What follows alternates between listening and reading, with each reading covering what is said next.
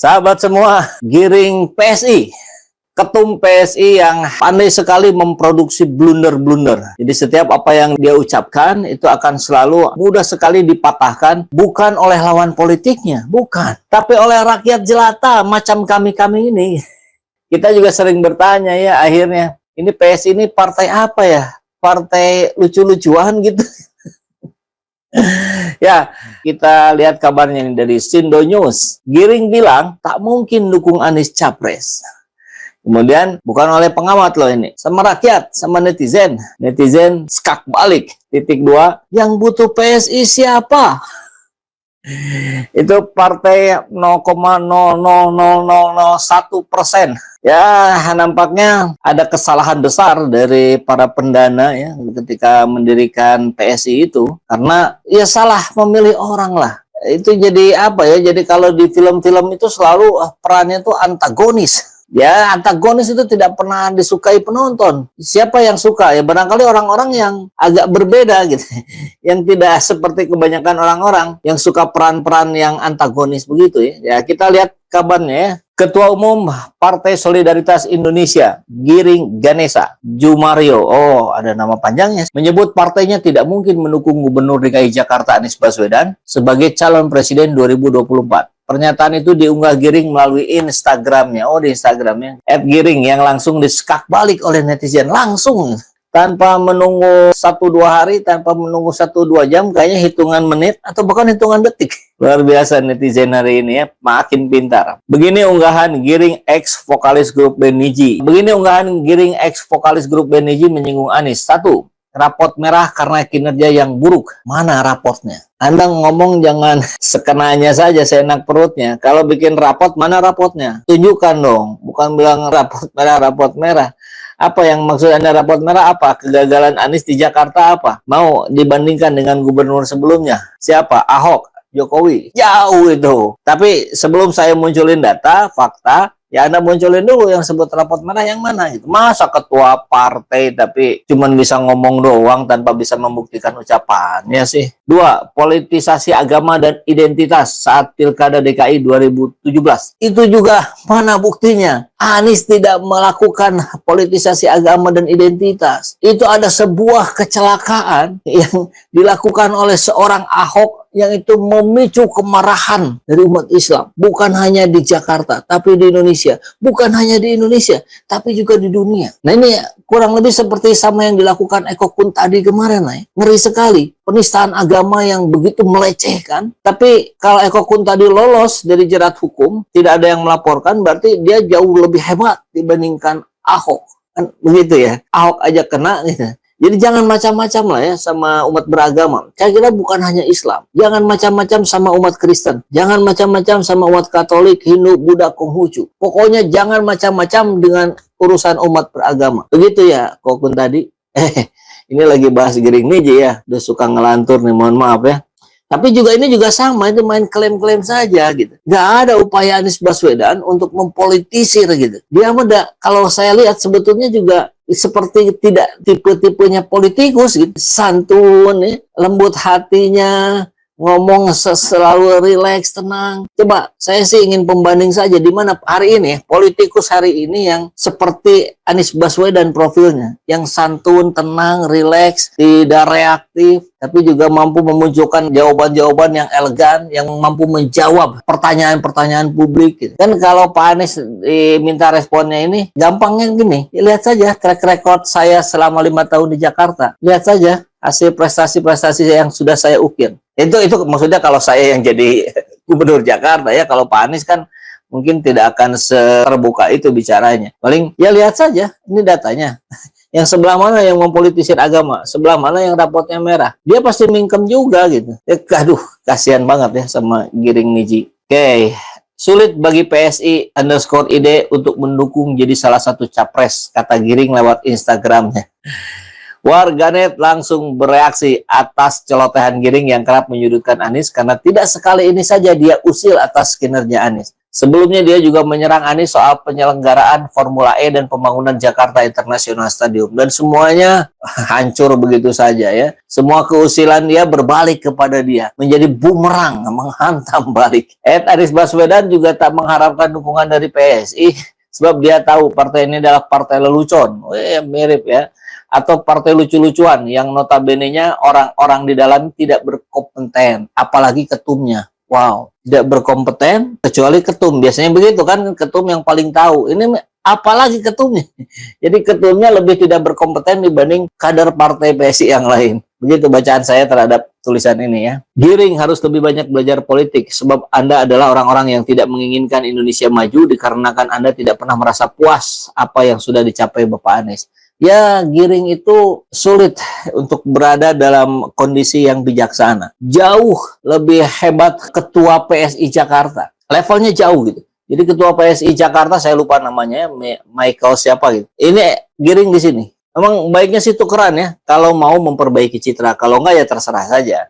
Kalau ketua PSI Jakarta kan dia relatif walaupun masih anak muda, tapi relatif bijaksana, realistis lah melihat keadaan. Dia kalau tidak salah redaksinya, Anies pantas diusung menjadi capres karena prestasinya di Jakarta. Nah, ini kan sebaliknya sama ketumnya. Dia bilang rapotnya merah. Jadi tolonglah ya, ini buat teman-teman saya anggap teman ya, teman sebangsa dan setanah air. PSI cobalah rembukan dulu. Kalau mau memberikan statement atas nama ketum, sekjen dan sebagainya, cobalah difilter dulu. Jangan bikin malu. Ini kan yang begini-begini, aduh, udah mah kecil elektabilitas PSI. Ini makin gak ada aja nanti. Padahal saya agak tahu lah ya dalaman PSI ya, ada 1-2 orang teman saya juga yang masuk di situ, bahkan di DPP pusat. Tapi saya kira teman saya itu bisa memberikan pengaruh kepada lingkungan teman-teman di DPP-nya, tapi nampaknya tidak. Malah makin ngaco aja ini kalimat-kalimatnya ya.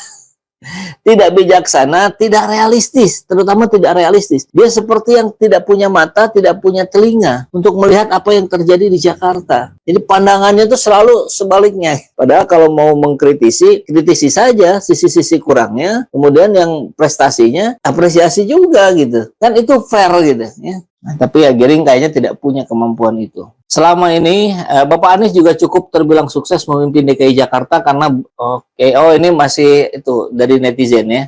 Bapak Anies juga cukup terbilang sukses memimpin DKI karena beliau berhasil membuat event-event besar di dunia, bahkan dunia mengakuinya. Sedangkan Anda apa? Nanya ke Giring itu. Anda apa? Saya mantan vokalis Niji. Nah, saya bantu jawab ya.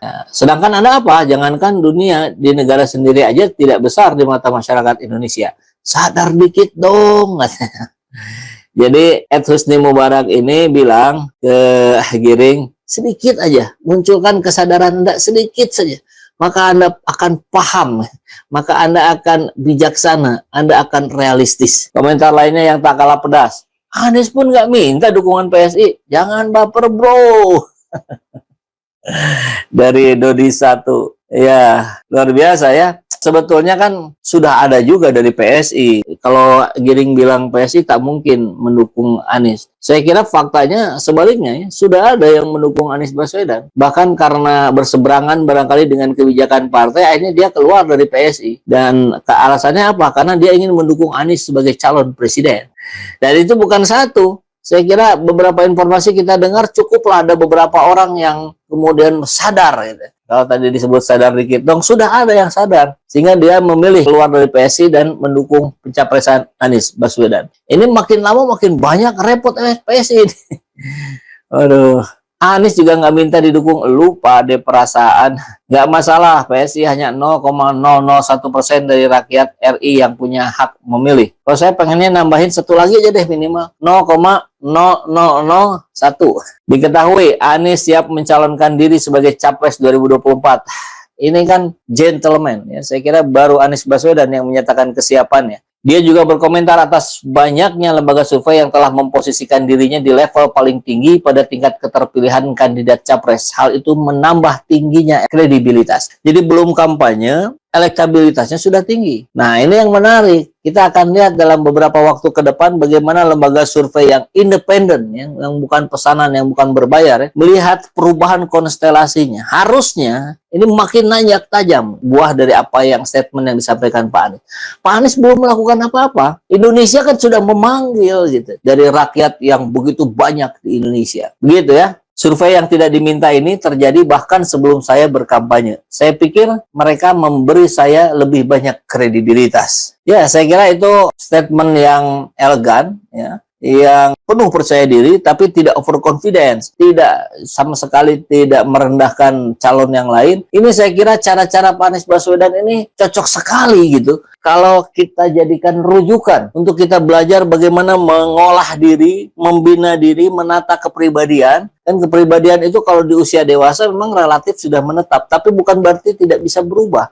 Kalau ada keteladanan, itu bisa kita mengikutinya gitu. Ketika ada contoh, maka penting sekali ke depan nanti Pak Anies bisa diurai gitu kan, sosok profil kepribadiannya sehingga mudah untuk diikuti gitu. Sehingga banyak orang-orang di Indonesia yang memiliki profil mendekati Anies Baswedan. Bukan menyamai, profil itu tidak ada yang sama. Tapi minimal mendekati lah begitu ya. Atau bahkan melampauinya. Bisa jadi gitu. Cerdas gitu kan. Tapi santun, jauh dari sifat iri, dengki, sombong dan sebagainya. Tapi beliau memiliki narasi-narasi yang bagus, memiliki perencanaan, memiliki kemampuan eksekusi. Dan hasilnya kan bisa kita rasakan sekarang. Jakarta warganya bahagia, pembangunannya melesat, diakui bukan hanya oleh Indonesia tapi juga dunia gitu. Nah, ini mulai masuk komentar terhadap Giring. Aduh, mohon maaf, saya pengennya sih nggak bacain ya, tapi ya beberapa aja lah ya. Partai sampah, ini nggak enak juga ngomongnya. Partai nggak berkualitas PSI. PSI partai, ya udah nggak saya baca ini. PSI ibarat seekor semut di lapangan JIS. Tak nampak dan tak ngaruh. Luar biasa, ini bisaannya, ini jagoan nih, anonymous user. JIS segitu besarnya semut perbandingannya. Partai Sontoloyo Indonesia. Jangan sampai didukung PSI, takut jadi musibah. Begitu ya. Tapi nggak apa-apa kalau orang per orang ya. Mungkin struktur PSI janganlah ya dukung Anies mungkin ya. Saya juga nggak begitu paham tuh urusan itu. Tapi 80% misalkan kader PSI coblos Anies Baswedan ya silakan saja gitu kan. Akhirnya kan hati nurani yang berbicara begitu ya. Oke, radikal juga pikiran Muring. Giring, oh Giring, baik-baik sajalah kita hidup ini. Semakin kita berkomentar nambah dosa. Gak ngerti yang ada di otak PSI. Ngaca dulu Giring kalau mau bacot. Sekelas Anies yang lirik sedikit pun dengan oke. Dengan atau tanpa dukungan kau tetap tidak mungkin. GR Rong Giring.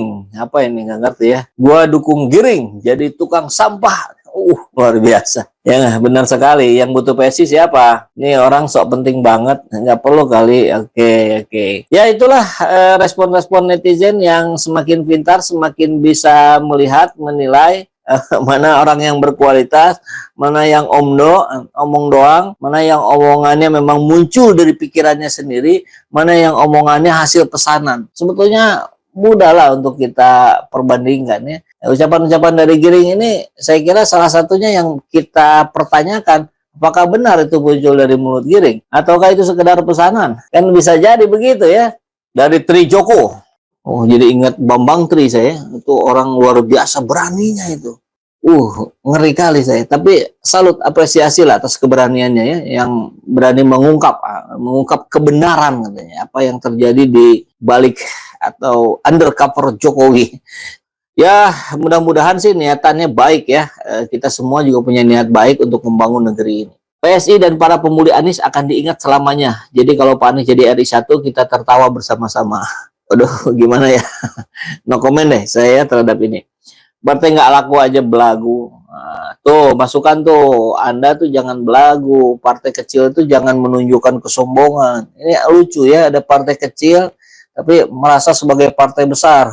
Emang PSI itu partai apa? Yang butuh PSI itu stand up komedi. Mayan buat bahan bulian. Oh gitu. Saya belum paham sebenarnya, tapi oke lah ya. Emangnya Bapak Anies butuh suara eluring. Emang siapa yang minta dukungan partai PSI? Oke. Mau nambah lagi nama. Haji belum tercantum, Bang. Oh iya, biasanya dia selalu mencantumkan Haji Giring. Haji Giring. Ini Bang Bro channel radikal. Oh, radikal tuh apa ya pemaknaannya? Kalau pemaknaan saya itu radikal itu orang yang mampu mengupas, mengulas sedalam-dalamnya sampai ke akar-akarnya. Kan radikal itu dari redik, gitu. Berpikir mendalam. Dan itu yang harus kita bangun dari negeri ini. Sehingga kita memiliki rasa memiliki ya, sense of belonging terhadap negeri ini dengan ikut memikirkan, dengan ikut bersuara. Jadi ramaikanlah, berisikanlah media sosial dengan pendapat-pendapat sahabat semua ya. Tentu untuk kebaikan negeri ini. Ini dari Asril, perusak syariat Islam PSI. Wow, ya dia pernah itu ya, tentang jilbab itu, tapi saya lupa lah itu. Emang PSI itu siapa? Partai Gurem aja banyak lagu. Bikin lagu aja Ring, setuju? Ya, Johart, bikin lagu aja Ring. Mungkin nggak akan kita dengar juga. Ya. Partai Sial Indonesia. Oh, ini luar biasa. Ini saya kira kok hampir lebih dari 90% nampaknya ya, yang membuli balik PSI. Saya kira ini pelajaran buat PSI. Belajarlah dari pengalaman ya, jangan mengulang-ulang kesalahan yang sama. Kok memproduksi blunder-blunder dan blunder terus sih? Bagaimana Anda bisa dapat simpati rakyat? Bagaimana orang tertarik kepada PSI kalau narasi-narasi yang dimunculkannya selalu narasi-narasi penghinaan, perendahan, upaya mendowngrade orang-orang kubu-kubu lawan yang dijadikan lawan oleh PSI. Saya kira ini masukan berharga buat PSI ya, kalau Anda mau dengarkan. Baik, cukup sekian. Assalamualaikum warahmatullahi wabarakatuh.